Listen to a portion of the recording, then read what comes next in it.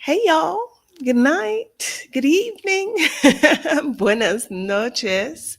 We're actually going live a few minutes early because I just realized that StreamYard had the live set for tomorrow instead of today. So um, I wasn't sure if I could even make that change. In StreamYard and still have it act right with Facebook and all of that. So hopefully somebody's seeing me live somewhere.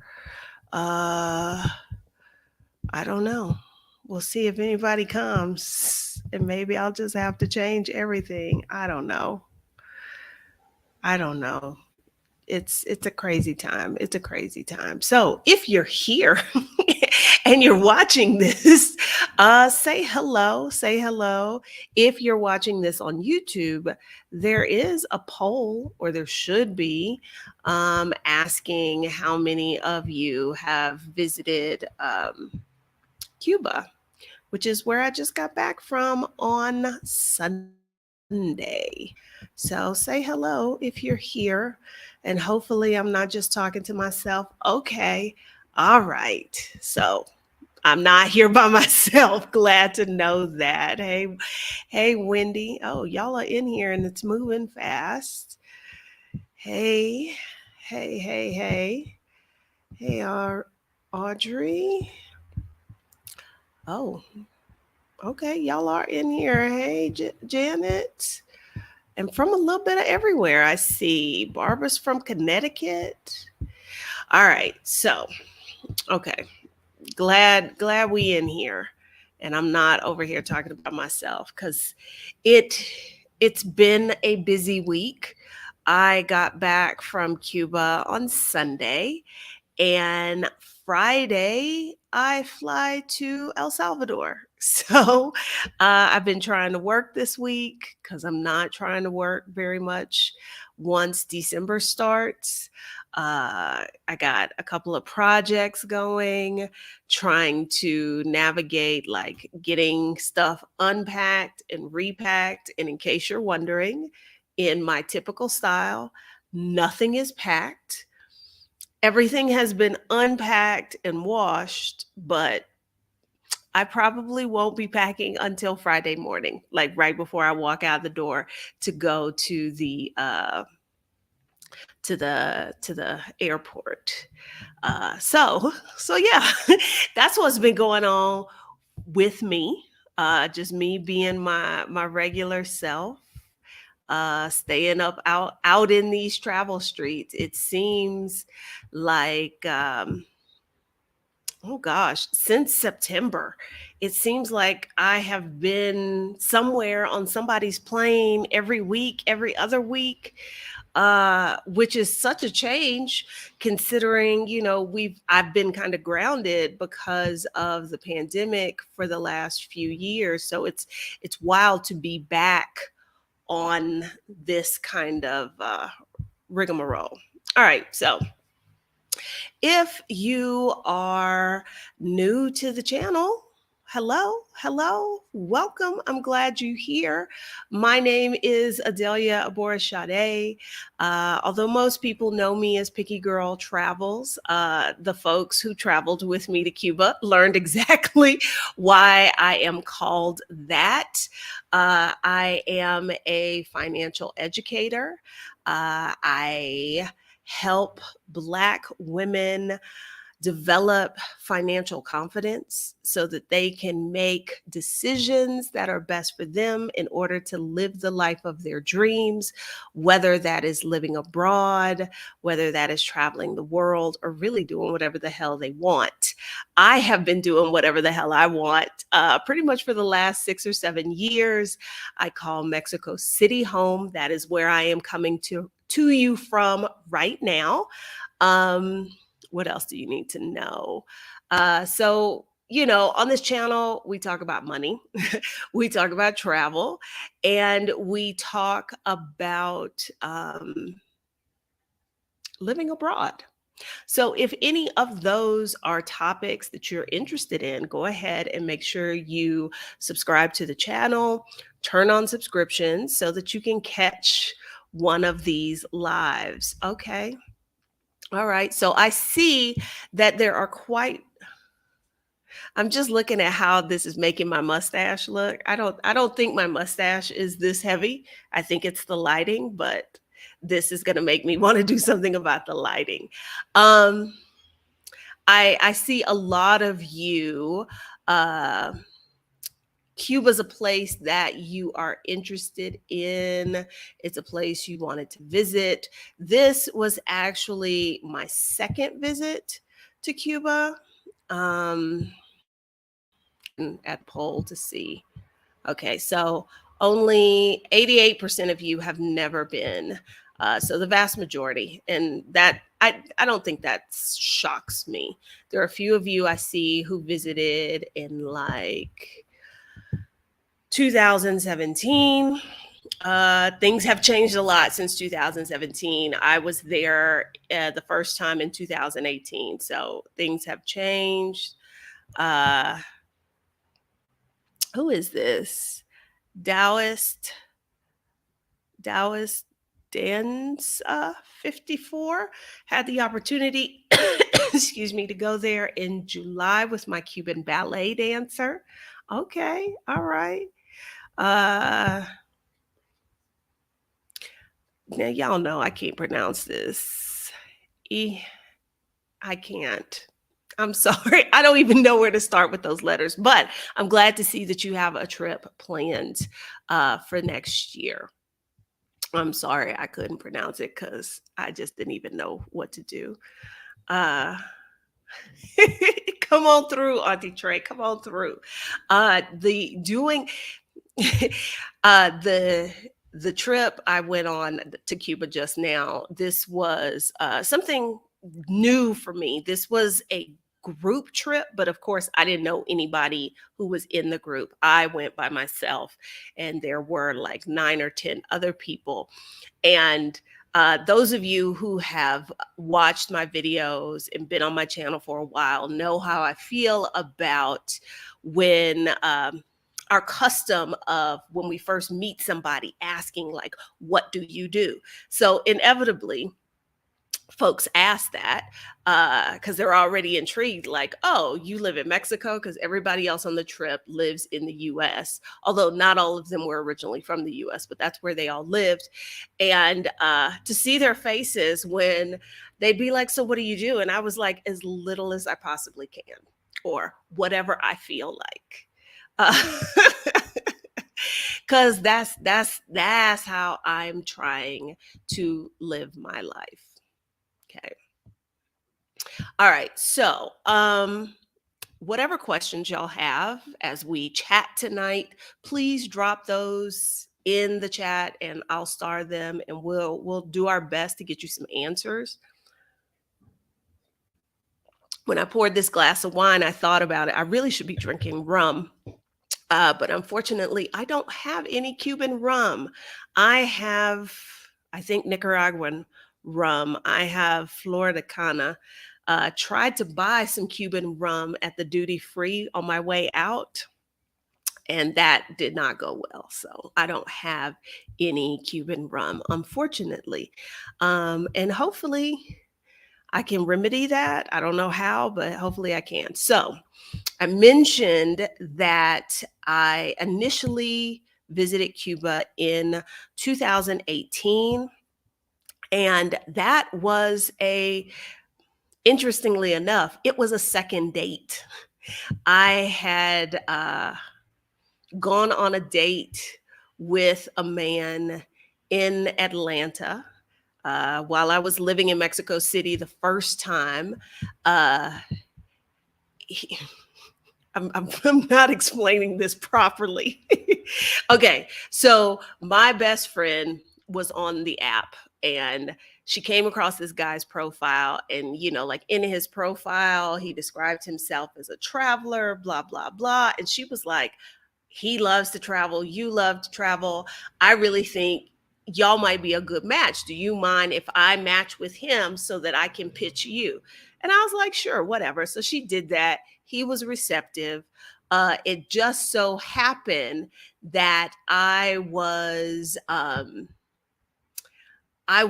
going to be passing through the United States, completely unrelated to her connecting me with this guy. And, like we WhatsApped or whatever.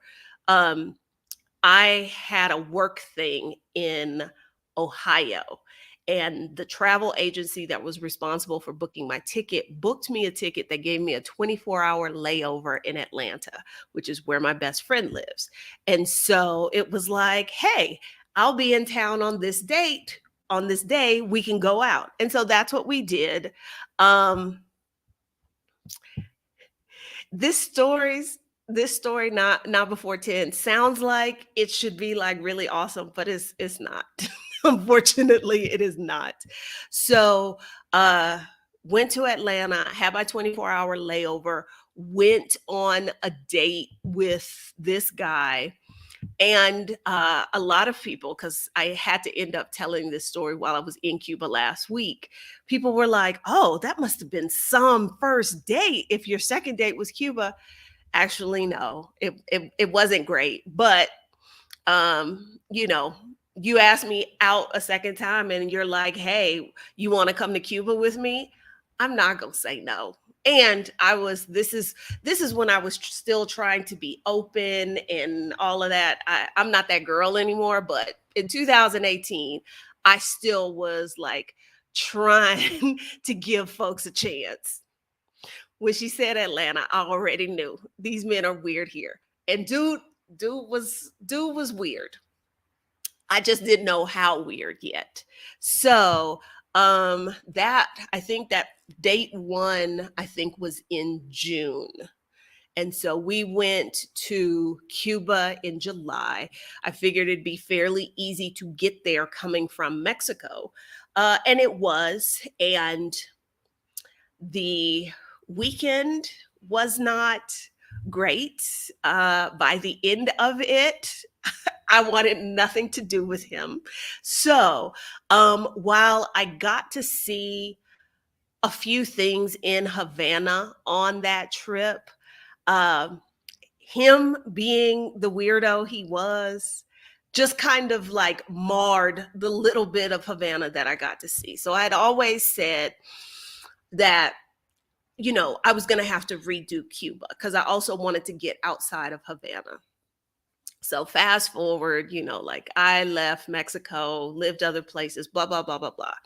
Friend of mine uh, mentioned that she had gone to Cuba, but she had done like an educational tour. And that's like the kind of thing I love. Many of you know I used to be a history and geography teacher. So even when I travel on my own, I try to do it in such a way where I am, I'm not just there to do fun touristy things. Actually, like usually the stuff that's on my list, that's not the stuff on my list. I want to meet people, experience their culture, learn about the place. So when she mentioned she did this educational tour, I was like, oh, I'm curious. Maybe I'll do that eventually. And then some of y'all remember back when I was in Scandinavia. I'm not sure why, but when I was in New Jersey getting ready for my flight to Norway, I reached out to the woman who puts on these educational tours and was like, hey, can I have information on your Cuba tour? Thinking maybe that'll be something I do for 2023. Turns out she still had a couple of dates for 2022. And the 2022 trips were still pre-COVID priced. So I saved probably like $500, $600. And so I thought, I wonder if she has any spots left on the remaining tours. And she did.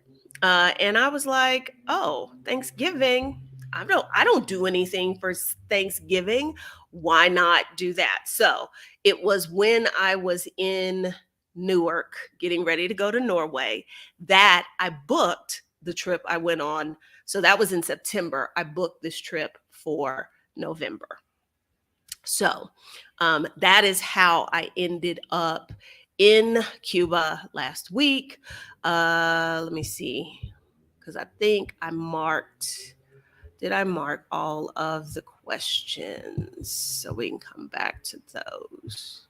I tried to, because y'all were putting those questions in there very, very rapidly. Okay. Um, okay. So, because actually, I was supposed to go to Cuba back in maybe like 2013. This is like, the pre Obama era, like relaxation of things. I was supposed to go with a group of teachers, and I forget what happened. Something happened, and they were like, no, we're not letting anybody in. So I, I have been trying to get to Cuba for a minute. Um, so this trip I went on, I left on Wednesday. I got back Sunday. We spent time in Havana, and we spent time in Vinales in I can't think of what that region of Cuba is called where Vinales is located. Pinar de something. It's not coming to me right now. Forgive me for not remembering that. So that's where I was. And this was a completely different trip, besides not being with a weirdo uh, who turned out to be a absolutely horrible human being. So, beside that, what really made this trip different was the kind of activities we did, and this was like super, super local. Like I stayed in a casa particular. I guess it was technically a hotel, but the owner of it it's his house, him, his aunt, his cousin.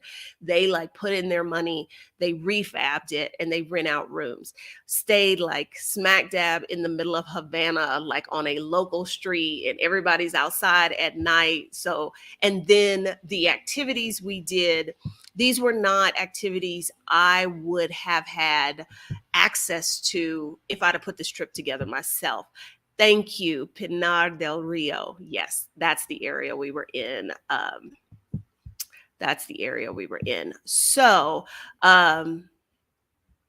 yeah, that that piece of, like, even like day one, I was like, oh wow, because we had a local historian gave us a lesson on Cuban history.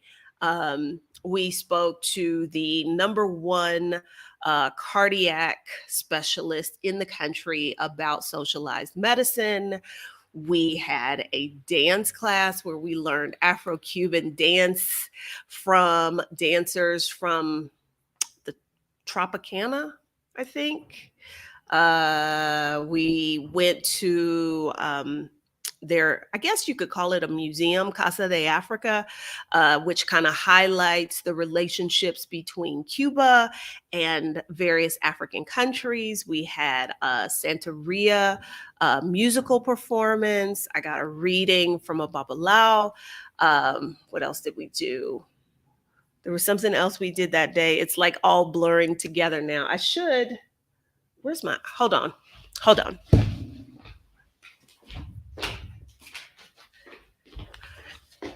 I forgot. I do have the itinerary so that I can tell y'all right. All right. So we had the Afro-Cuban musical performance, the Babalao reading, and then we ate at a restaurant that was named for a a famous aristocratic Cuban pimp. That was interesting. Uh, we did an art walk where we visited um, these local artists in their homes, in their studios, and got to like talk to them about like what were the things that, like fed their art, what inspired them, where they take inspiration, all that kind of stuff. Uh, Went to the beach. Y'all know I'm not a beach person, so that was not a highlight for me. Um, Went to Fabrica de Arte, which is kind of like art space meets nightclub meets restaurant. Uh, yes, an aristocratic pimp. I didn't know those two words could go together, but that is what it said in the write up. Um, what else did we do? Okay, so, and then when we went out to Vinales, we visited a tobacco farm that actually produces tobacco, coffee, and honey. We wait till y'all see the video of me sampling the coffee. Uh, got lessons on how to smoke cigars and how to roll cigars. Um, we rode horses, just all kind of stuff. Had lechon, whole roast pig. So it was a good time. It really, really was a good time. Yes, I said pimp. Let's see. Yes, Dr. Kiona, who I had never heard of. And I was probably the only person on the trip who wasn't somebody who had discovered these trips through following her on social media and that sort of thing. I got on this trip because of a recommendation of a friend who knew Kiona. But yeah, like if you go on IG and you search Dr. Kiona, you can see the different educational trips she does. They're actually getting ready to expand. They do Cuba, El Salvador. They're looking at adding Norway because all of the tours, are about like sustainable tourism, keeping money locally, putting money in the hands of locals. And that's the other thing that I really enjoyed. Like I brought donations of school supplies, menstrual cups, all that kind of stuff. And like I saw the people who it went to. One of the moms was like, "Oh, school is getting ready to start. This is going to be so helpful to know that like she put us in where we were staying. Like she made a point to spread us out as much as possible so that as many families could get the economic benefit as possible." So yeah, no, it was a good time. It was very busy. I was exhausted. The young folks, um, were out every night. I had great ambitions to go out, but then when it came down to it, I was like, I would rather be asleep. Uh, yeah, the restaurant was named after Alberto Manuel Francisco Urini. That's who the restaurant was named after. All right, so let's see what are some of the questions you had. Uh, I went with Dr. Kiona. Um, I know she's on IG. And like I said, I was the only person on the trip who like hadn't been following her and hadn't discovered her trips through that way. Um, let's see. Ba-ba-ba. Um,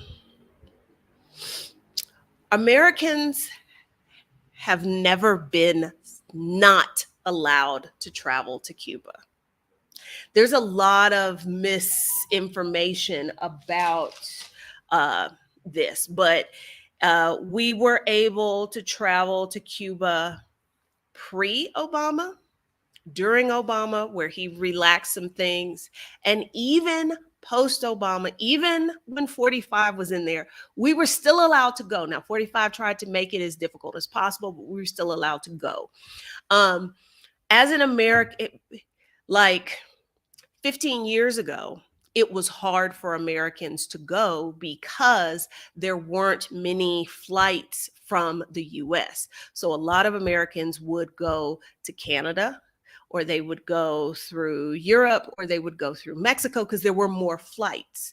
But when you are a US passport holder, you have to declare your reason for going, and there is a list of 12 approved reasons why you can go. And if you're not going, like, and tourism is not one of those 12 reasons. So, Americans are not allowed to go to Cuba for tourist reasons. Um, I was we selected one of the reasons, and the common reason that most Americans select when they go is in support of the Cuban people. So because and they give you like an explanation. If you go on the State Department website, any of those places, they'll give you the breakdown of the 12 reasons why you can go. And they break down like what kind of stuff is considered to be in support of the Cuban people. That's why, as a US citizen, when you go to Cuba, you are supposed to be able to prove with an itinerary what you did. I can tell you in 2018, nobody has ever asked me or checked, but you are supposed to keep track of that. You are not supposed to stay in hotels because most of the hotels there are owned by the Cuban government, and that is forbidden for the Cuban military specifically. That is forbidden for American citizens. So if you're an American and you go, you're supposed to stay at like a privately owned lodging, like a casa particular. So you shouldn't eat in government-owned restaurants. You shouldn't stay at the resorts, but yes, as an American, you can go. So it's just, you have to be, I'm not gonna say you have to be careful, but you do, like, even though I flew from Mexico City and I flew Aeromexico, when you are flying to Cuba, there's a special page where they ask, okay, so what is your citizenship? And if you're an American, then there's another page where you have to pick one of the official reasons to enter. So yeah, we can go. It's not as easy and as simple as it is to go other places. Okay. Did you go on any Black Cuban history tours? The way Kiona set this up, the focus was on Afro-Cuban stuff. So it wasn't officially called a Black Cuban history tour, but that was the focus. The events, the activities we did, that was the focus, very much so. Let's see. How is money exchange handled when you're going to Cuba? I heard they don't do US cards. They absolutely do not do US cards. When I went in 2018, because I went on my own, I knew this is back when Cuba had two currencies, the Cuban peso, and then that locals used, and then there was like the tourist currency, the convertible.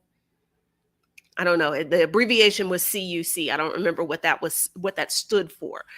And so I knew that if you were exchanging USD for CUC, there was an additional penalty. So what a lot of Americans would do is they would get euros before they went to Cuba and then exchange the euros for CUC. I came from Mexico, so I exchanged pesos and I didn't get the penalty. Since then, Cuba has unified the currency. There is only the one Cuban peso, although a lot of people take dollars because, you buying stuff on the black market, they probably want dollars and euros. And pretty much everybody's buying stuff on the black market. Another session we had in Vinales was about food economics, where we learned about like, how do you shop for food in a country under an embargo that is, plagued by shortages, all of that. So I exchanged at the airport when I went in 2018. You can, if you are using US credit cards, US ATM, none of that works in Cuba. So really unless you have a bank account based in another country other than the US, you are limited to the cash you have on hand. People on the street will exchange money for you, but that's not a good idea anywhere you go. For this trip, we exchanged money with them. Um, and I had that was an extra hurdle for me because I had to get USD because they were not on our tour. They were not exchanging Mexican pesos. But if I really had my heart set on exchanging Mexican pesos, I could have done that at the airport. And the whole no US card thing, that's why I got tripped up at the duty free, because I'm very big about when I leave a country not being stuck with currency. Like I still have 95 Ghanaian cedis that continue to lose value because I've been holding on to them for so long.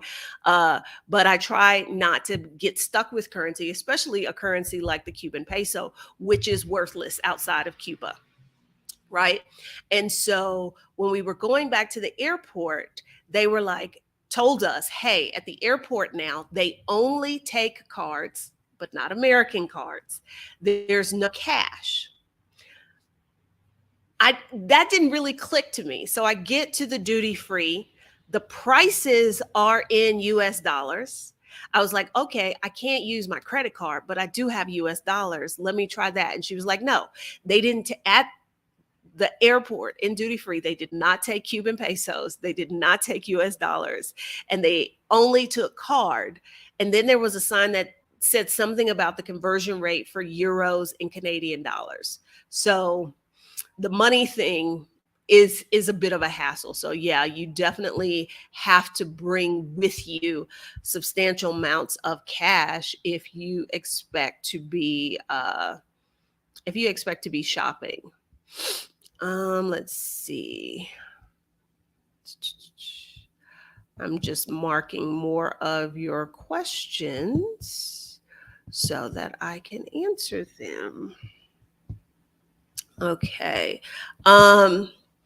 Cuba, it doesn't really have technically a tourist visa. There's not anything you have to apply for. There's a tourist card that you have to buy. Generally, you buy it from your airline. This contributed to one of the interesting things about my experience this time. When I flew to Cuba from Mexico City in 2018, I went to the gate. Next to the gate, Aeromexico had a booth. I want to say, I used my credit card to buy my Cuban tourist card. This year, it was like, no, they wouldn't even let me check in for the flight until I had a tourist card. I went to the Aeromexico booth that is like out in the main part of the airport. I had to pay cash. It cost me 441 pesos, which is like $22, $22.50, something like that. Okay, once I had that, they would let me check in for my flight, so on and so forth. What I did not know, and I learned this after I tried to go through immigration in Havana, because I noticed that the prices that American airlines like Delta, JetBlue, all those US airlines charge for their tourist card were like double and triple what I paid. And I was like, ooh, they getting over on y'all. Turns out that was not the case. Apparently, you get health insurance when you buy the tourist card that way. But for me, coming from Mexico, there was no health insurance included in mine, which I didn't know. I try to go through immigration and, she's checking my passport, she's taking my picture, all of that. And just offhandedly, she says, so do you have health insurance? And I was like, no. And then it clicked. I was like, I think I remember before you had to have proof of health insurance. Okay. I was like, well, I have health insurance in Mexico. Like, will that work? She didn't reply. She called she called someone's name. Eventually, a man came and took my passport. Nobody said anything further to me. She was other than, can you stand further behind the red line? Other than that, she took homeboy took my passport and he walked off. He disappeared into the airport. There was a couple on one side of me. Somebody came and took their passport, and there were like two other people. And we're just standing there. Other flights are coming through. They're getting processed through immigration. And we're just standing there like, I don't know what's going to happen. So I'm sitting here thinking like, will they let me into the country? Are they going to try and make me get on a flight and go back to Mexico? I can't let the people know who are supposed to be picking me up because one, my flight was delayed. Two, I can't contact anybody because of course your US cell does not work there. I was hoping my Mexican cell would. My Mexican SIM card would work. It didn't. So I had no way to communicate with anybody that this was happening.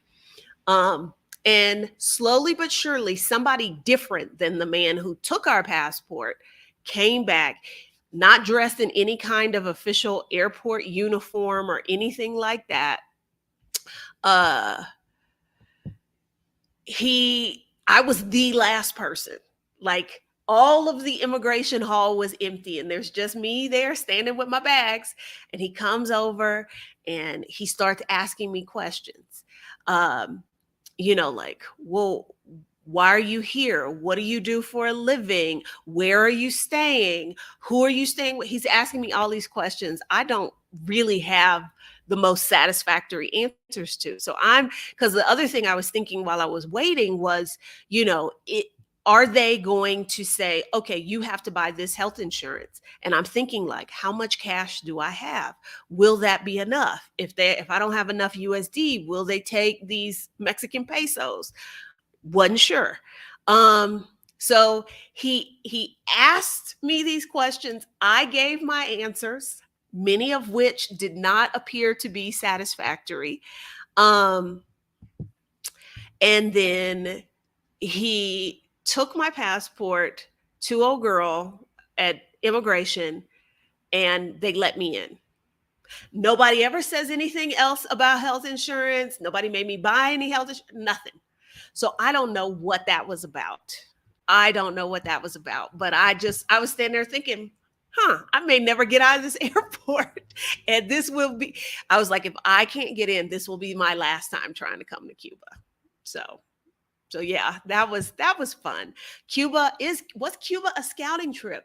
Absolutely not. It is not a place that I could live. I am about trying to live in ease, and Cuba is not easy for anybody to live there. Even if you have lots of money, it is not an easy place to live. So no, not a scouting trip. This was just uh, a travel trip. Many people on the trip were like talking about vacation. I've never thought in terms of travel as for vacation per se. So I was like, no, like this is just a trip. So no, that's all Cuba was, just a trip. Money exchange handled. I think we talked about that.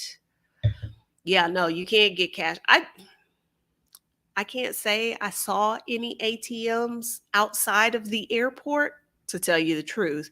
So even if you had, let's say, a European card or a Mexican card, I don't know where you would have gotten cash. So I would strongly suggest that if you are visiting Cuba, you bring cash.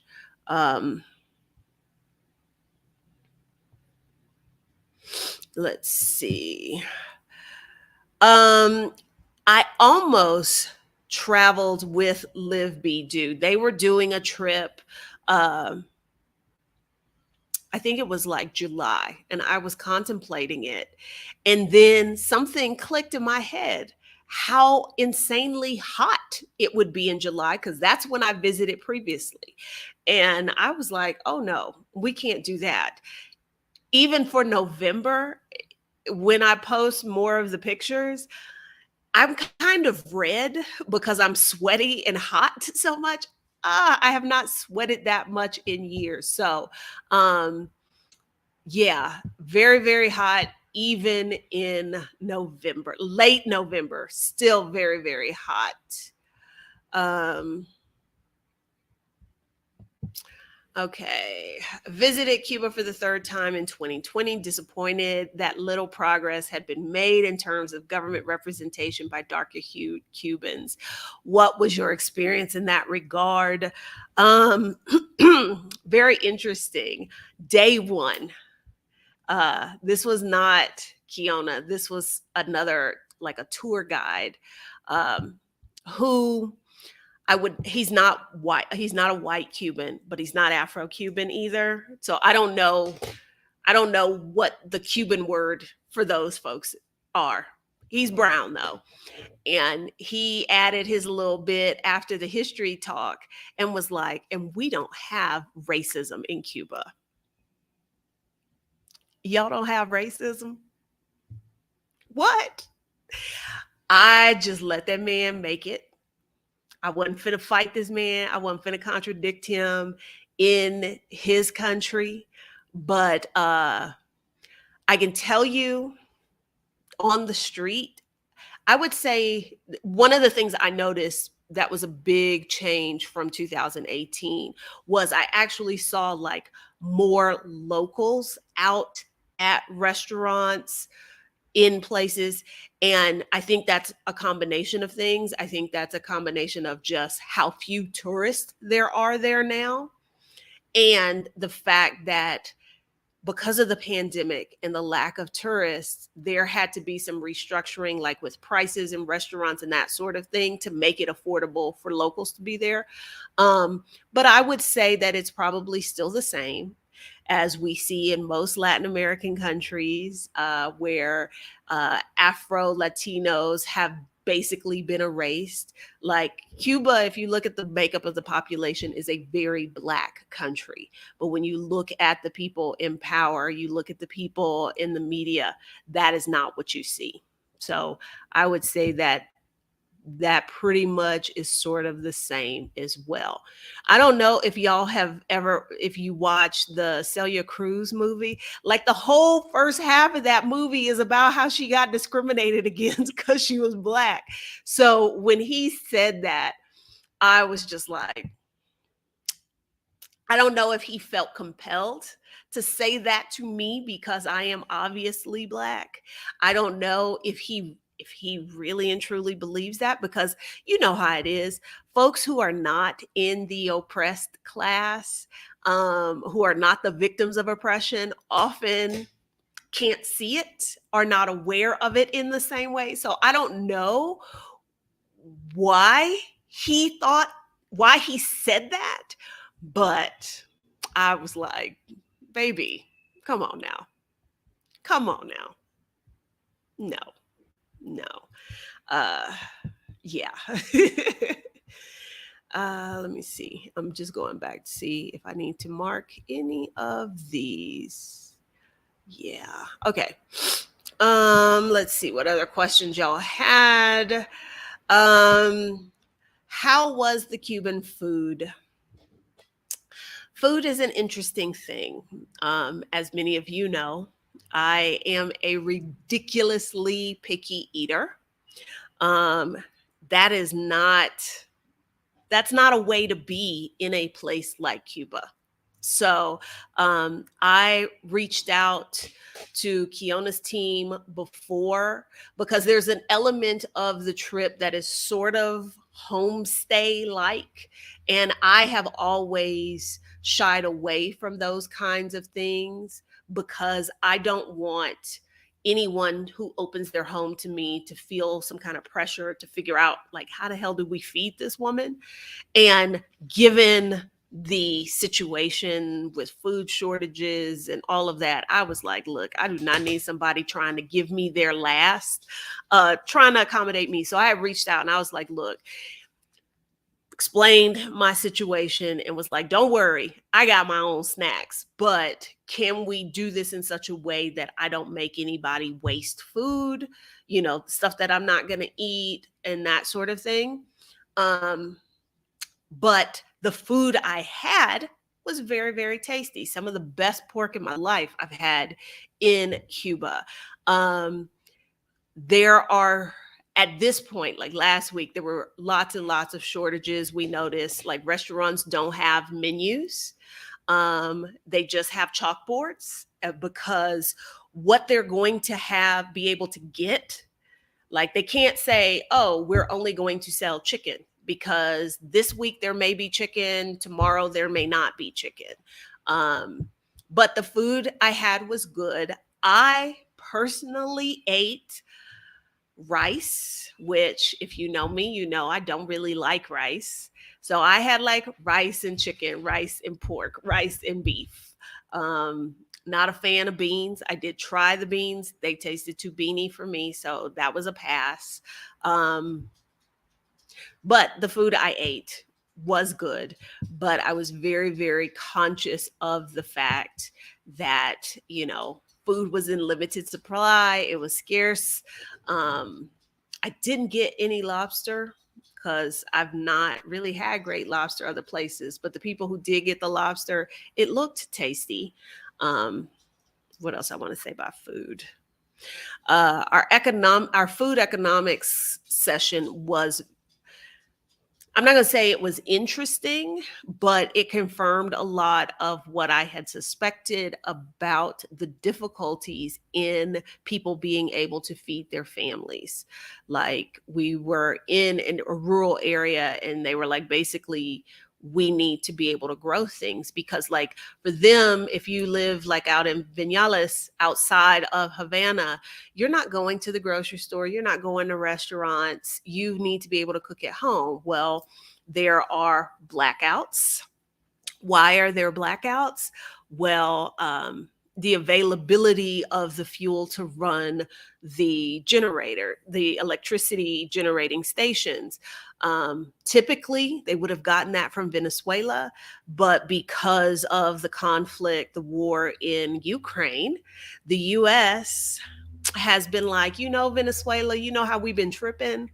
How about we chill and you sell your oil to us, which means there's less oil to go to Cuba. So they have been dealing with a lot of blackouts. Even when we were in Havana, there were a couple of times where the lights went out. Being able to get food, like in the government stores, in the ration stores, availability extremely limited. So you might find out like, oh, they've got chicken, they've got bread, then you go wait in line for 2 hours to get it. And so like people will kind of team up and be like, okay, you go there, there's 3 people at your house, there's 3 people at my house. When you go to the store, tell them there's 6 people at your house so you can get my stuff too, and I'll go stand in this line over here. I asked about the meal we were eating, and because it was a substantial meal, and they were like, yeah, all of this came from the black market. Like if you don't buy stuff from the black market, you're not going to be able to feed your family. And of course, the prices on the black market substantially more.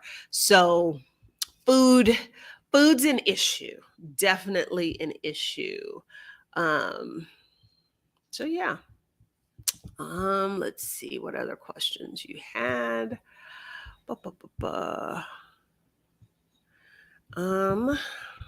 Oops. Scrolling back.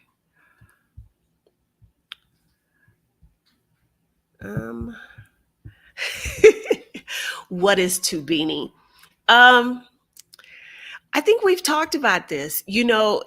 I don't eat fruits and vegetables because I do not like the way they taste, and life is too short for me to do things I don't like. And Like when you eat strawberries, you think, delicious strawberry. And I'm like, ugh, that is a horrible taste. Same thing with beans. Beans have a taste to them. It's a very beany taste, and I am not a fan. I'm not a fan. So yeah, the beans, the beans were too beany for me. I don't know enough because y'all know I don't cook. There are a few times that people have prepared beans that didn't have that bean taste, where I could eat them, not like devour them, but like I could have some on the plate and it not be the end of the world. But I don't know what they do to make them not be as beanie. Okay. All right. I'm just marking y'all's questions. I'm gonna try and get everybody's questions answered. Okay. Um, and it was funny because again, I have been this way almost 48 years. So I am not somebody that walks in and is like, I expect you to like create something that I can eat. No, like even my own mother was like, girl, what I cook is what I cook. You pick the onions and the bell peppers out. So like I've been doing this. I'm not new to this. I've been doing this. So the tour guide, the same dude who said there's no racism in Cuba, you know, I would ask, they'd give us when we would go to restaurants, and we ate at restaurants like every day, great restaurants. And they would give us the menu options of what we could choose from. And if I didn't know what something was, like, what is it? Ropa Vieja? Which I was like, what is that? It was some kind of beef dish. So I would ask him, like, what is it? Or of these choices, which one is likely to have the least amount of vegetables? That was all I asked. And so then he was kind of like, huh? And Kiona explained, she was like, she doesn't eat vegetables. So he kind of took that on himself to be like, okay, this thing will have the least amount of vegetables. Or he'd be like, hey, can y'all do that without the vegetables? So that was very helpful and not something I was expecting at all. And there was something else I was going to say about food, but it skipped my brain. It skipped my brain. So maybe it'll come back. I don't know. Maybe it'll come back. See, some of y'all know about them beans tasting beanie. Y'all know what I'm talking about. Okay. Um, let's see. Uh would you have stayed longer? I could have. That was an option. No. Um I visiting Cuba has always been kind of a thing, I've been conflicted about it because on the one hand, the US embargo has made life really, really fucking hard. And I sit down. Like I know how hard people's lives are, or like I've witnessed it. So it's like on the one hand, I'm not trying to do like, what do you call it? Like poverty tourism. I'm not trying to do that. But on the other hand, I do realize that by me coming and bringing the supplies I brought and staying where I stayed and eating like that, my being there gave me an opportunity to put money in people's hands. So it's always a conflict for me to balance those things. But y'all know I do not like the heat. It was so hot. So that's reason number one not to stay. Reason number two is I was basically off the grid. No cell service on either one of my Sims. Wi-Fi is there's more Wi-Fi than there was in 2018, but there's still not a lot of it. So that was another reason I didn't want to stay any longer. And even even being there as a tourist isn't an easy thing. So I saw what I needed to see, and I was good, and I could go home. I could come back home. I was in Cuba 4 or 5 days. I saw Eleanor's question, 4 or 5 days, and then when I went previously, I think I was there for a weekend. Um, has the water pressure improved? In Havana, okay, when I went before, I stayed sort of in the suburbs out by where the US Embassy is. I think that's Miramar. I did not have great water pressure out there in 2018. This time I was in like Havana Centro. Wasn't old Havana, but it was like we just had to cross the street and walk a few blocks and we would be in old Havana. I had great water pressure. I had hot water. It was great. In in Vinales, first of all, in Vinales, they had suicide showers, which didn't shock me. And if y'all do y'all know what suicide showers are? I first encountered those when I visited Costa Rica, and then when I lived in Honduras, in my apartment, I had a suicide shower. We didn't have hot water in Honduras. Like you didn't have a hot water heater. That just wasn't a thing. So you don't have to take a cold shower. There, y'all Google suicide shower. There is a shower head. There's an electric shower head. So yes, we are combining water and electricity together. I forget what the real name of them are. But if you Google suicide shower, you'll see some pictures. And literally, you can see the electrical wires come out of the wall and they plug into the shower head. So I saw, well, because here's the thing, pent up wanderlust. If you don't have a suicide shower, you taking a cold shower. I'm not a fan of cold showers. I like my showers scalding hot. So, yeah, that's why. So these were not new to me. I had lived with one, the one that I had in Honduras. Like literally, I'd be in the shower and you could hear it go bzz, bzz. You could hear the electricity. So in Vinales, that's what they had. And again, we're like in rural farm country. Doesn't shock me.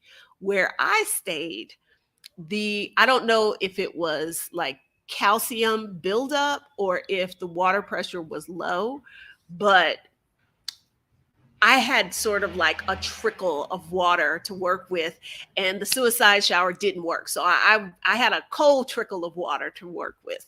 So in Havana, I had great water pressure, great temperature. It was awesome. In Vinales, it was let me hop in here because I should have known something was up. Next to the sink, there was a bucket and the toilet flushed just fine. So that's not what not a bucket, kind of like a little hand held bucket thing. And I saw that and I was like, I wonder if that's for the shower. Yes, it was. Yes, it was. Um, yes, very common to find those kinds of shower heads in Central America because I think a lot of people just take cold showers. And if you don't want a cold shower, that's what you got to do. Um, let's see. So I hope that answers your water pressure question. um, we got to see the process of them doing the coffee. I do not love coffee. I don't like coffee. I don't understand why y'all drink it. But the Cubans drink a lot of coffee. Literally every meal we sat down, it was coffee. Anytime we had a break, hey, y'all want some coffee? So lots of coffee. If you are a coffee drinker, Cuba's a great place to visit. I on the farm. He ground some and showed us how they grind it there, and then made some with, I guess you call it a percolator. I forget what he said they call them in Cuba. He made some like on the camp stove, and everybody's drinking it, and they're like, "This is great." And I was like, "Okay, I'll join the fun. I'll live a little, and I'll try it." Oh my gosh, it was horrible. Hold on, let me see if I can if I can show y'all the face I made. Um, because I was just taken aback at how horrible. These are cigars. Okay, here we go. Let's see if I can share the screen. Look at us getting all audio visualized around here. Share screen, window. Oh, here we go. This was after sampling the coffee. Oh my gosh. I thought it was so horrible. I think there's a video somewhere of me trying the coffee, but if you like coffee, great place. Great place. We answered that question. Um what are the sentiments toward Americans? One of the women on the tour, I don't know how old she was, probably. Okay, that's the other thing. I was the oldest person on the tour. Because several of the people start giving out their ages, and I was like, I got children y'all's age. But one of the women who was on there, she's in her 20s, and she was saying she had expressed that that was a concern of hers, that she was, like she was very conscious about like taking COVID precautions. She didn't want there to be a problem there. Oh, and we found out about the 5 COVID vaccines that Cuba made. It was great. Um, and she was concerned about there being kind of a dislike, a mistrust of Americans, because if you think about it, our embargo is probably the biggest impediment to any kind of development on the island, the improvement of people's lives. And if there was anybody who felt that way, they didn't say it. Very much the reception we received was, we know that's about governments. We love the American people. We love, American culture. We're so glad you're here. So no, there was no like anti-American vibes. That we experienced. None at all. None at all. Um,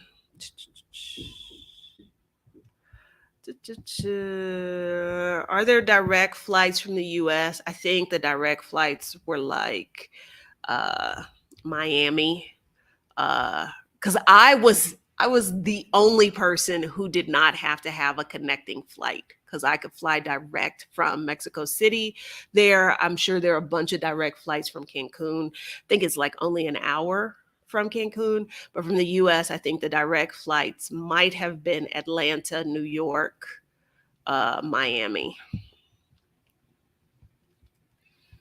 Mm-mm-mm. So you just Googled it. Hey, for a whole year, I lived like that in Honduras. That's just how. And I hadn't. I'd have been cool with it, but the suicide shower at the place that I was staying in Vinales, there was no heat and there was very little water. So I was like, it's a good thing this is like the end of the trip. Because if I'd have had to bathe like that the whole time, that would have been a struggle. How was the hot chocolate? Non-existent. Because when everybody's ordering coffee, I was like, let me see. Hot chocolate is not a thing there. Um, yeah, hot chocolate and like bakeries, dessert, like that wasn't really a thing either.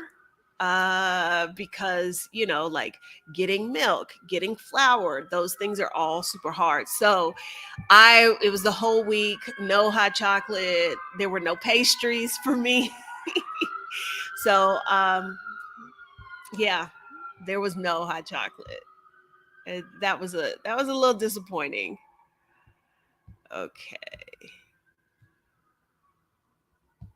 What, Auntie Trey? You don't trust anybody who doesn't drink coffee? I do not. I don't understand why y'all drink it.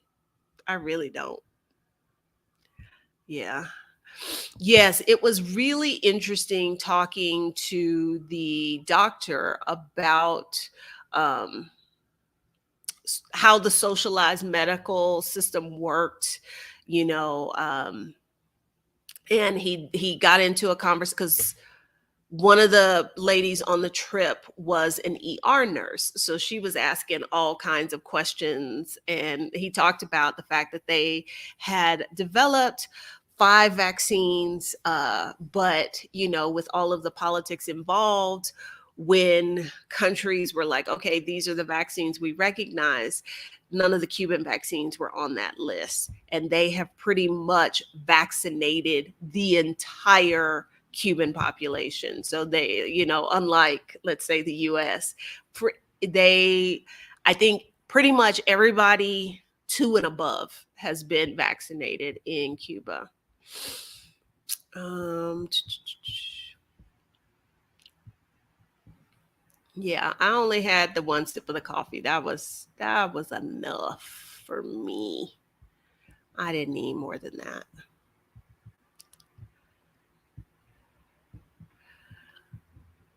I remember at one point there was a conversation about some of the vaccine being shipped here, but ultimately, I don't think Mexico ended up getting any from them.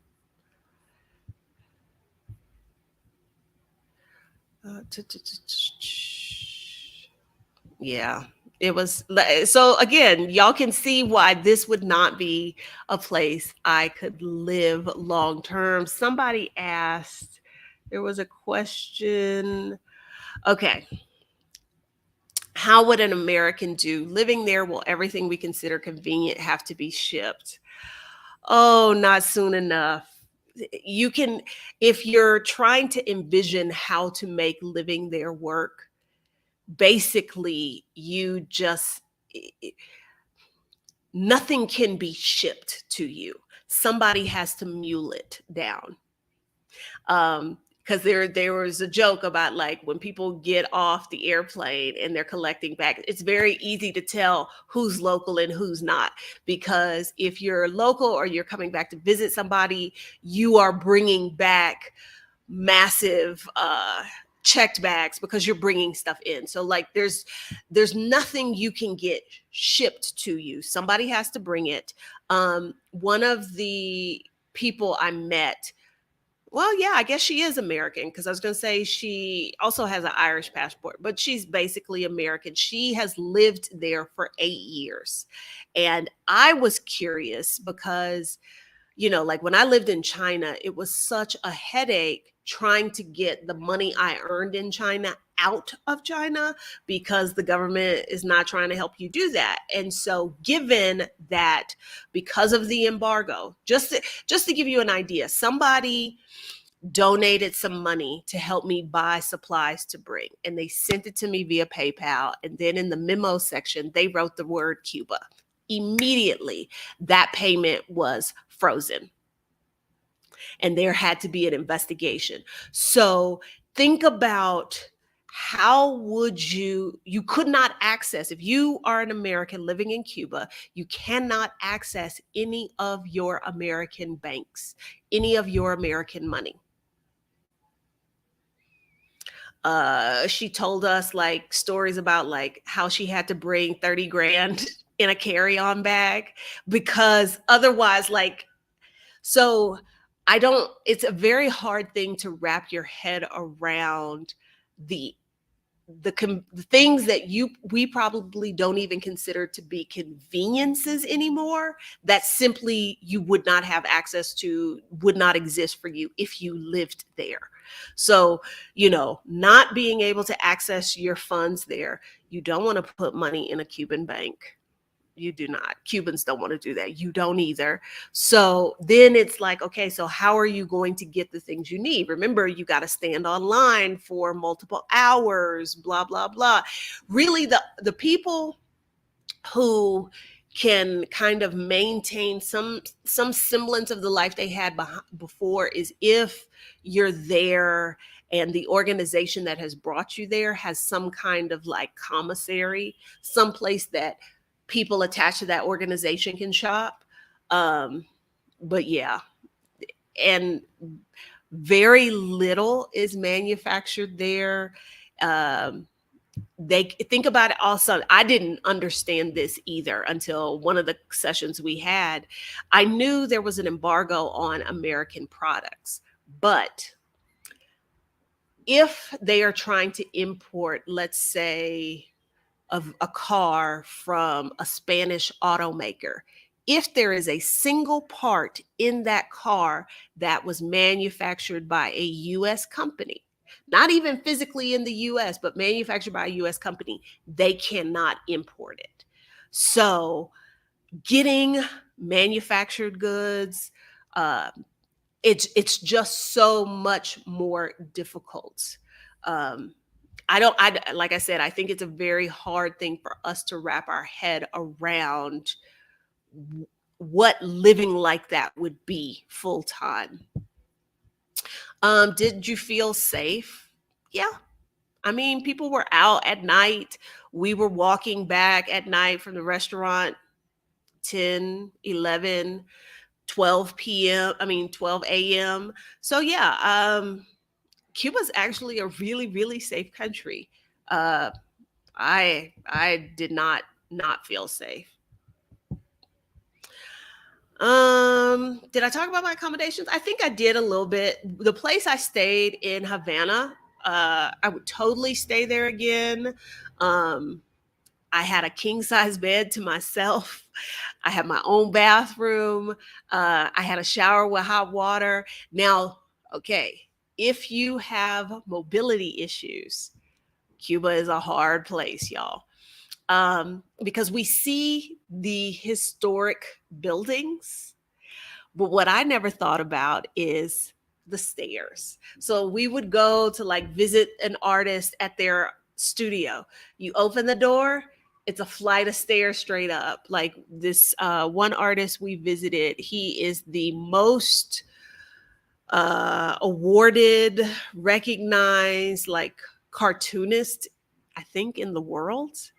Um, and we walked up two flights of stairs to get to the main part of his apartment. And he was like, yeah, we're going to go up to the studio. That was like up another two where we had to end up on the roof. So lots of stairs, lots of narrow stairs, very steep. Um, so, but yes, and even the Casa Particular I stayed at in Vinales, it was comfortable. There was even air conditioning. I did not turn it on because I wasn't trying to drive up them people's electricity bill, but it was there. Um, it was clean. It was comfortable. I didn't love the shower. And my shower, when I was asking other people, they didn't seem to have the same issue that that I did. So, you win some, you lose some there. Haha, did I get to practice my Spanish? The Cuban accent. There were times I was like, these people can't be saying words. They absolutely cannot be saying words because this just sounds like gibberish. But yes, I did. When I went through immigration, I spoke to them in Spanish. Uh, there were a few people, I spoke a little Spanish. A lot of everybody, no, okay, like the doctor, he didn't speak English, and I could understand him, but he purposely he said, I'm going to speak very slowly, and so I could understand him. But then like the babalao, when he was doing my reading, I still am not convinced he was speaking Spanish.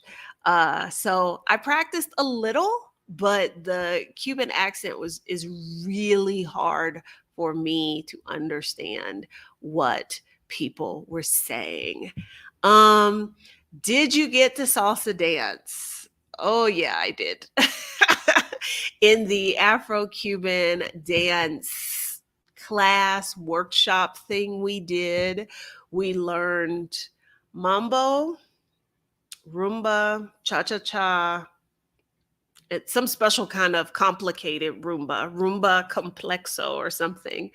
Salsa, and I think conga. And when we got to the salsa piece, I was trying to mind my business in the back of the room. And the man who was leading the class did not have a partner. And he was like, "You come up here to the front of the room." And I'm sure it was horribly awkward, but I was very thankful for the salsa lessons I had taken because otherwise it would have been an utter disaster. I did not go out to salsa because I was tired. I was tired. Days were very, very busy, and I was tired. Let's see. Yes, they do swallow those letters because when we were doing the salsa, he's saying it in English, and like there were a bunch of teachers mixed in with us and we were partnered, and then he would say the move in Spanish, and I was like, if I didn't know this word in Spanish, I'd have no idea that that's what you said because he only pronounced like the first two letters of the word. It was wild. It was wild. They swallow the letters, and they speak really, really fast. So, um, so yeah, yeah, yeah. Yeah. It was, it was a great time. What it did do for me though is it reminded me like, oh, I need to once I'm sitting still again, because like I got a trip Friday and then I leave again, I think on the 15th. Once I'm sitting still again, I am going to re-enroll in salsa because I would like to be better and I need to up my Spanish game because I just felt like there were people in the group who were Spanish speakers, and the ease with which they were speaking Spanish, I was like, I want to do that. I want to do that. So I gotta buckle down. I gotta buckle down. Okay. Okay. Seeing if there's any more questions in here. So yes, I did salsa, and I think Kiona's got video. So if she ever shares that video with me, I will share it with y'all. I have footage from the dance class, but I'm not in any of the footage that I have. Um, how did Cuba fare during the height of the COVID crisis? It was bad. It was bad. We several people talked to us about that, talked about like people wondering like how are we going to eat. um it was really, really bad. So the it was things were already bad because of the blockade, but then you throw in there was a lot of positive comments about the changes that Obama made during his administration, and gave people a lot of hope, only for that hope to be crushed, like many of us felt when 45 came through. And then the pandemic on top of that, and it basically just dried up tourism. Tourism was really the only way people were getting hard currency into the country. Um, so things were not great. And I think that also added to the positive reception we were get because people were like, we received because people were happy that tourists are starting to trickle in, starting to trickle in. Let's see. What other question? On average, how much cash should you have, for instance, daily? That's a really good question. Cuz okay, this tour was pretty much all inclusive. Like, if you wanted to tip somebody, you needed cash for that. You wanted to buy additional alcoholic beverages, you needed cash for that. Um, so I don't know. Um, Prices, I can remember in a restaurant where prices were like 800 Cuban pesos, and it was about 1.5. I think that's what you divide by. So 800, let's pull up the calculator, divided by 1.5, or no, 150 maybe. That's what it is. 800 divided by 150. So that would make an entree at a pretty nice restaurant be like $5. A alcoholic beverage might be $2 or $3. So I would say daily, maybe $50 to $100. I don't know. I don't know. I didn't really spend any money because I don't shop. Um, so I don't know. I'm not real good about that. But I would say it's better to overestimate than under. Than under. Okay.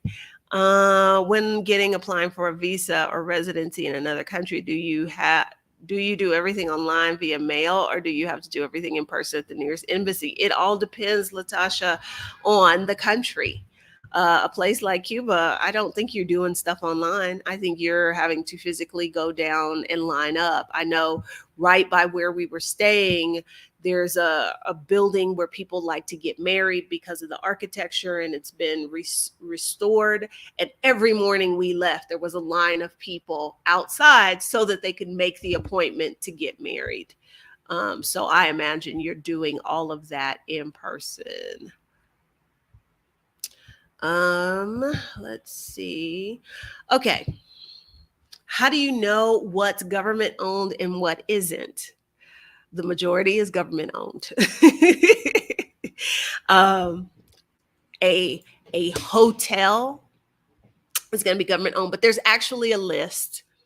And if I can think about where I got the list, but there is a list. Like, if you start digging into the rules and the regulations about Americans visiting, I can't, and you dig into it, they give you a list of the places that you cannot support. And it's like places that are owned by, and there's an acronym that represents the Cuban military's company.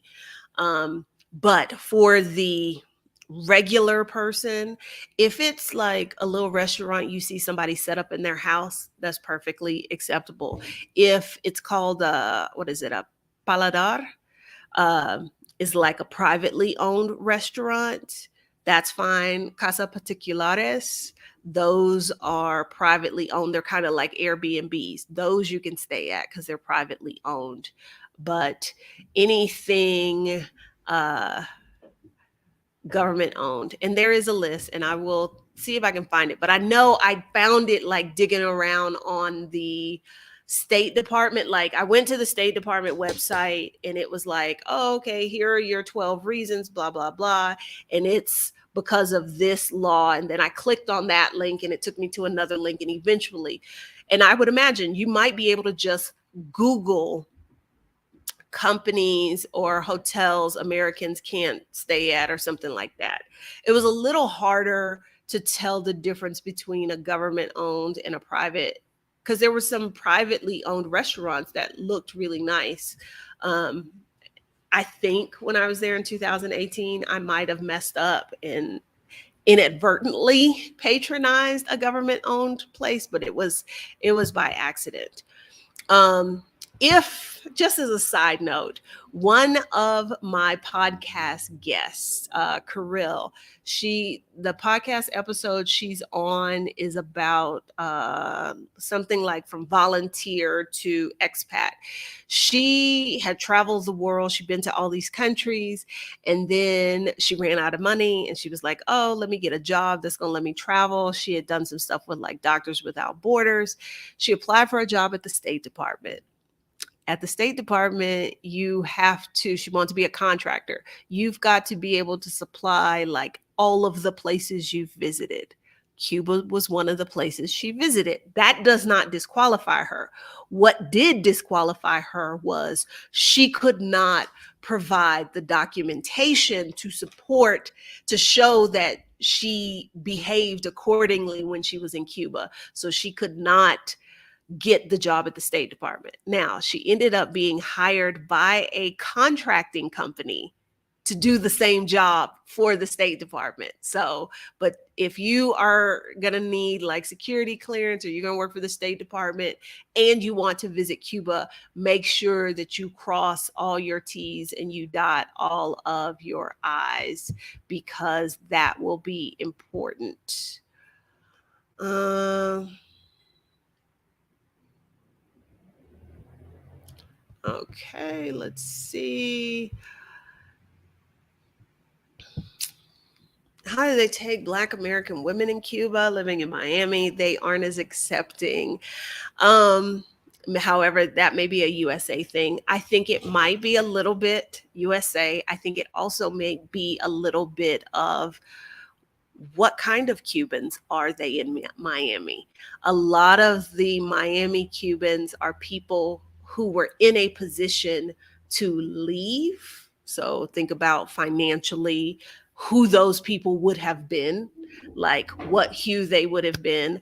Also, those are people who often were of means and so are very like anti Cuba because like Cuba became communist and they lost property. So I think it may be a combination of those. But like on the street or whatever, um, I got like confused for being Cuban, of course, until I opened my mouth, and then they were like, "Where the hell are you from?" But several people assumed I was Cuban until it became very obvious that I was not. So, and I didn't feel like when I lived in Honduras, there was a definite preference for blonde haired, white, passing kinds of folks. I did not feel that, but I feel like the places we were in on this trip were very black spaces, so I didn't really notice that. Let's see. Um, okay.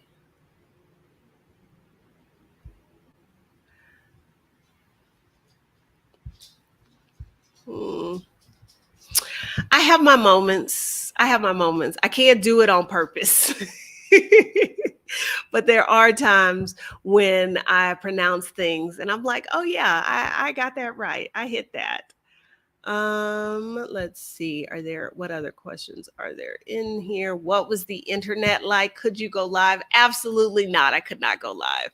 I had assumed I would not have any internet at all when I was in Havana at the place we were staying. He let us get on the internet. So like we'd come back at night before we'd go to dinner. I could get internet, but not enough. Even the people who had Cuban SIM cards, they were like, the service is spotty. Like somebody will be texting me saying like, I'm downstairs. I'm not getting any of those messages. And then 2 hours later, they'll get like 25 messages at once. So internet, I don't know that you could do like a live or a Zoom. That's like a hard thing to do there, I think. Uh, Yes, when we went to Casa de Africa, we got there was a South African group there too. While they were finishing up when we came in, we got a tour. We got to see like all these artifacts that they are very proud of the fact that they were donated to them and not stolen. They did not steal them from these African countries; that they were donated. And then part of that tour, he explained like Santeria and the Orisha and all of that. And then during the musical performance, which I assume was in Spanish, I couldn't understand what they were saying, but visually I could tell that they were telling those stories. So got to learn a little bit about that. That's one of the, and that was the frustrating thing is like I would want to take out my phone and Google something, and I couldn't do that. So I'd have to make myself a note, be sure to look this up later, that kind of thing. Um, let's see. I I am I'm going to try. I don't know if there's any footage of me speaking Spanish, but I got some video, and I'm really going to try and stop just collecting video and like actually start making stuff with it. Let's see what other questions. Um, okay. Um, okay. There was, uh, okay. I answered the internet question. What was a positive, memorable moment? Actually, there were quite a few on this trip. Um, I know like my previous descriptions of like how hard life is there. That's true. Life is hard there, but the interactions we had with people, being able to like visit people in their home, have like conversations with people about their lives. That part for me was probably the highlight. Because again, I don't know that I would have gotten this kind of experience had I tried to do this on my own. I am typically a DIY traveler. I don't generally do organized tours, organized group trips. But Cuba sort of presents some unique challenges. And as of late, I have been very lazy. Like, it's November 30th. I still have not planned my Christmas and New Year's Eve trip. I should get on that. I have very much lately been in the mood of I just want to show up. And so I was very thankful that I got to have these experiences and all I had to do was show up. I didn't have to do the research, I didn't have to do the planning. I don't know that I could have put this together on my own. So lots of positive things there, um, from this experience. Thank you for the super sticker, Clemont 04, CL Mont 04. Thank you. Um, Wow, you were able to get text messages. These are people who had Cuban SIM cards. They could sometimes get texts. One of the tour guides, when we were driving, maybe it was out to the beach. He turned on his hotspot, and so we had a little internet then. But on the whole, if you are thinking about visiting Cuba, you should plan as if you will not be able to use the internet or the cell phone. That's your best bet. That, you know what, glass half full, that's an interesting observation. I don't know. I don't know. It was a very different trip. It was a very different trip. Um, so I don't know.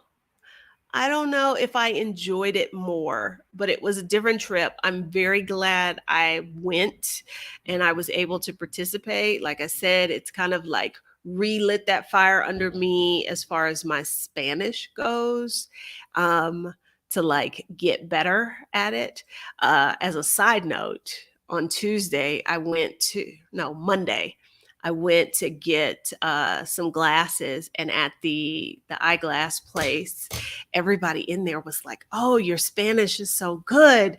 Did you study when you moved here?" And they're asking me all these questions. And I'm like, "Y'all, my Spanish is horrible. But y'all are so sweet to be to be like impressed by this little bit of Spanish I have." So I don't know. I think it is just I think it's just a different trip.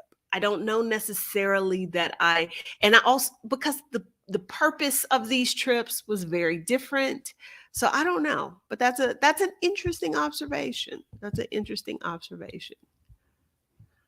Yeah, very much, Patty. It was much more immersed. I don't think as immersed as at could be possible, but definitely more so than typically. And it one of the things it reminded me of, I think I mentioned this to y'all, is that I really think that what I have to do to kind of get over this hump with my Spanish is I need to be someplace where I have no choice, where there are virtually no English speakers.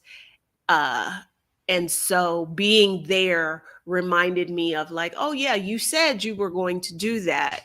You really need to get on that. But yes, that the immersion part of it, getting to like interact with people, not in that kind of like voyeury touristy sort of way. I enjoyed that. Um, I see several people in here asking, was it a organized tour? Who led it? Dr. Kiona. If you go on Instagram, maybe she's on Twitter. I'm not on Twitter anymore. Not that I was ever on there all that much. She's a millennial, so she's probably not on Facebook, but I know she is on IG. Kiona, Koina.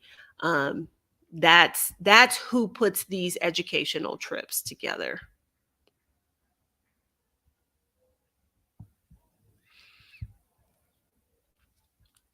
Okay, so did I answer all of your questions? Um, did you get travel insurance? If so, what company? What type? I didn't, and I know better. And I know better. Um, I was I was winging it and praying it in Cuba, and I got to do better than that. I hadn't. I kind of, as I mentioned at the beginning, booked this last minute and kind of wasn't thinking about it. And then it was all of a sudden, it was like Monday, and it was like, hey, you're going to Cuba on Wednesday. So I dropped the ball here, but it is on my list because I need to update all of my insurances like super soon. And so that is on my list to make some content about that. Okay.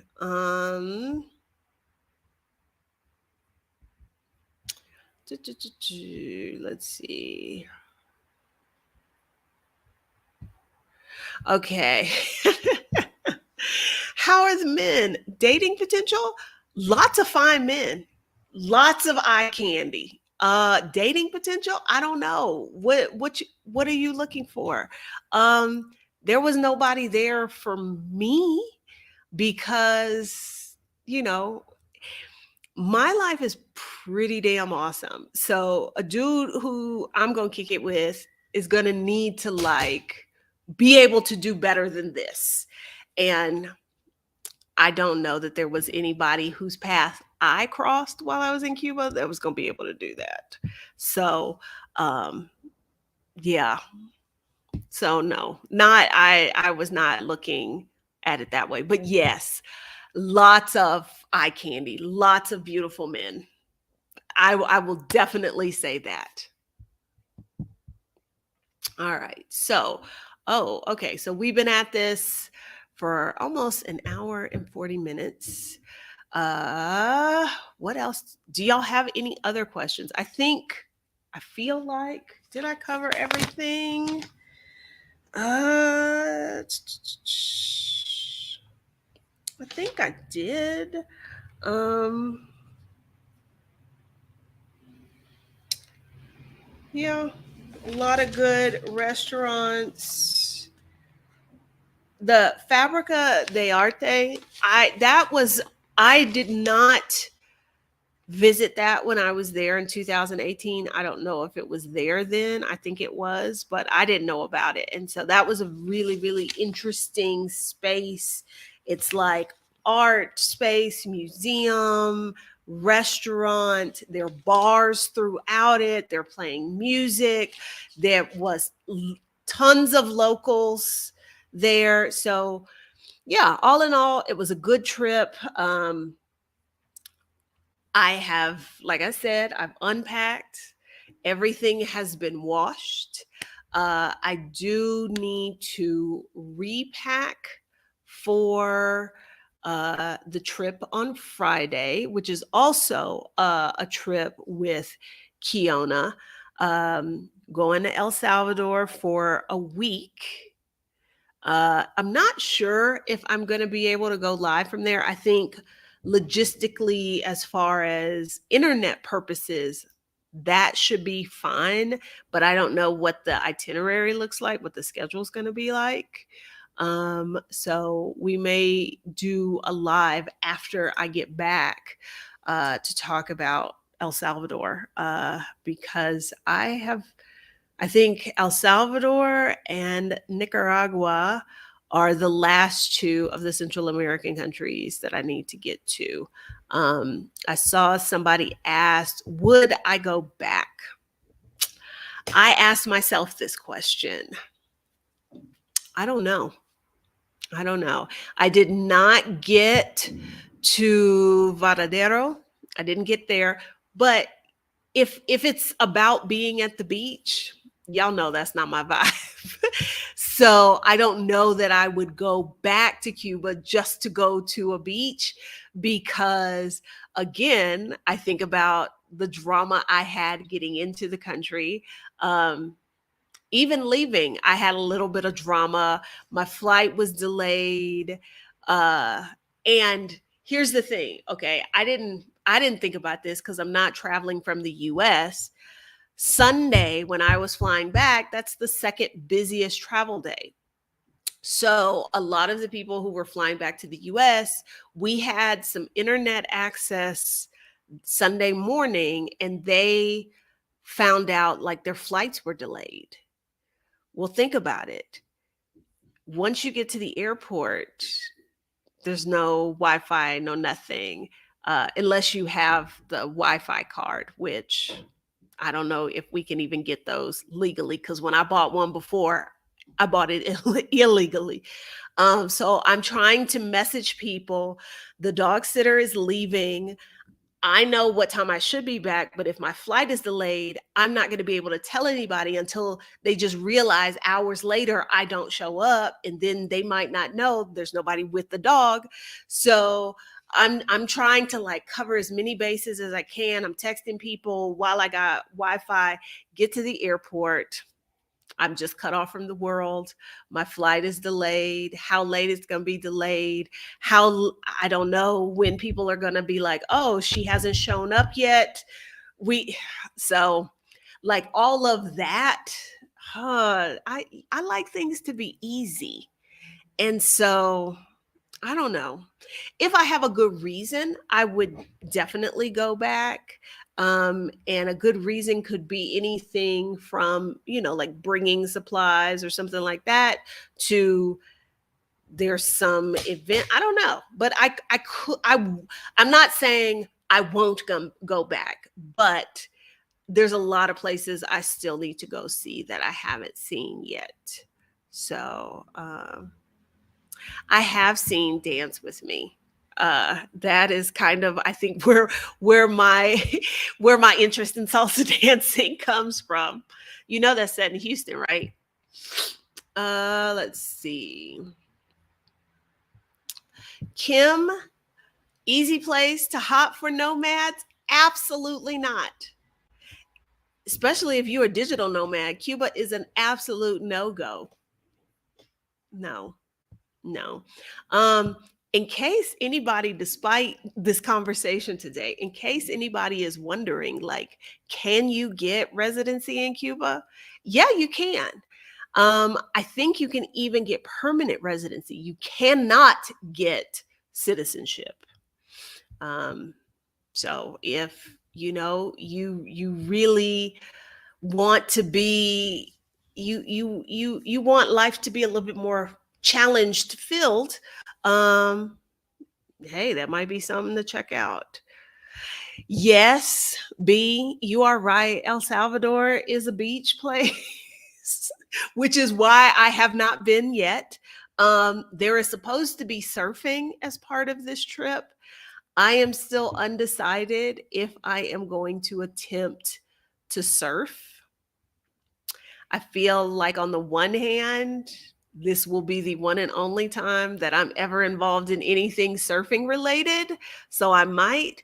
But on the other hand, I'm not trying to be in the ocean looking like a snack for sharks. So, and then there's the salt and the sand. So I don't know.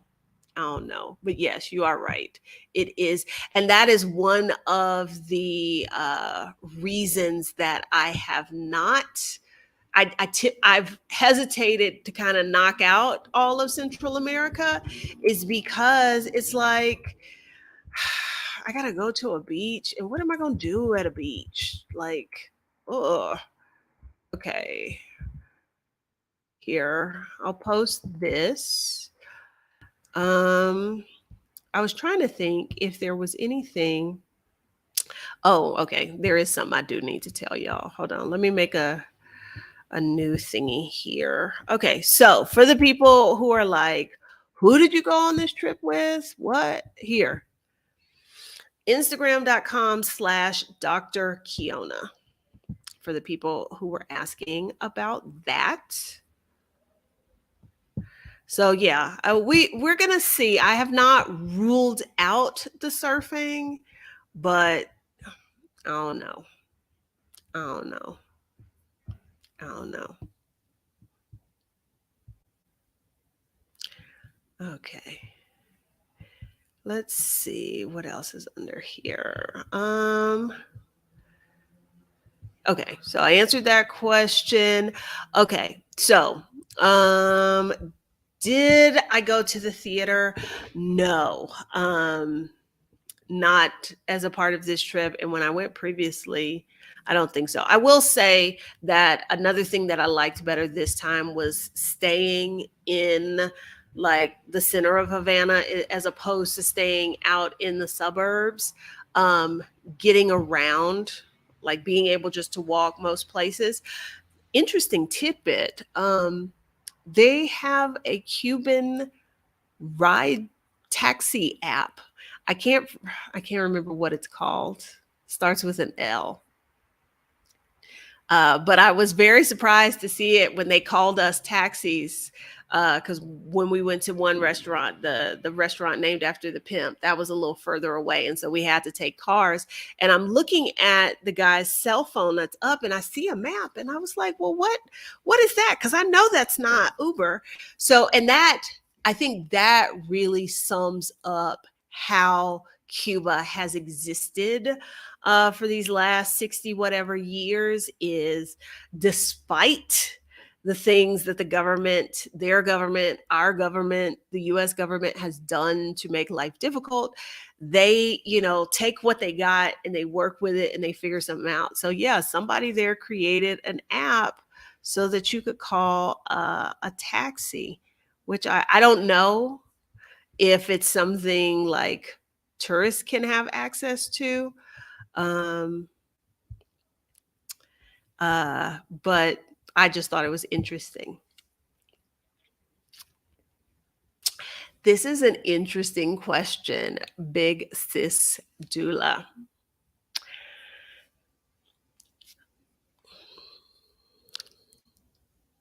I'll just say, I'm not going to say yes, I'm not going to say no. I'm going to say stay tuned for 2023. I got a couple of big announcements coming, and one of them is somewhat related to this. Uh, if you're not on the email list, you'll want to sign up for that. Uh, let's see. Okay.